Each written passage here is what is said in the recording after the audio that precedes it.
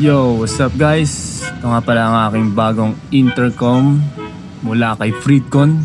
Ito yung KY Pro na ating ngayong i-unbox at i-install na rin. So, let's see. So now, out of the box, meron siyang free t-shirt at yung mismong unit. So, ito mamaya, sukatin natin to. XL ang size nito. So, yun, pag open natin, meron kagad siyang mga stickers. Yan. At ang mismong unit. Yan. Grabe. Sobrang aesthetic, minimalist at black color. At ang kanyang manual, syempre yung mga naka-plastic natin dyan na para safe siya, hindi masira at maputol ang mga wire. Yan ang speakers, USB cable type C. Meron siyang double adhesive para sa stick-on at clip-on. Yan. So tanggalin muna natin ngayon yung mga paddings para maikabit natin na maayos. At syempre, Freedcon ready, intercom ready pala, I mean yung helmet ko na full face. Meron siyang slot para sa speakers. At tinanggal ko muna ang padding sa likod at doon natin natatago ang mga wires mamaya. So ayan, manipis lang ang shelling, so clip-on ang gagamitin natin. Stable naman siya. Mas madali siyang tanggalin kung kailan ko gusto. At ayan nga, naikabit na natin.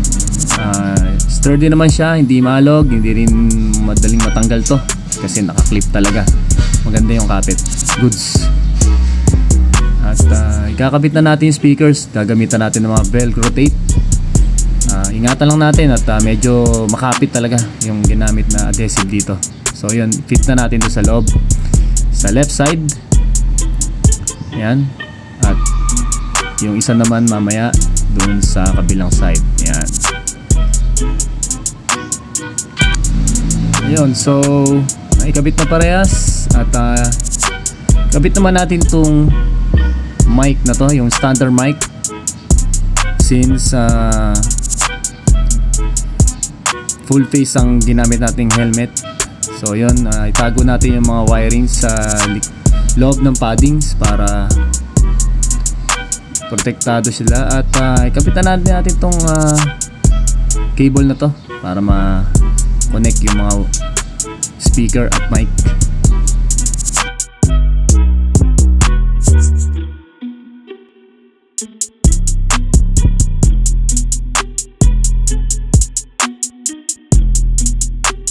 So ayun nga.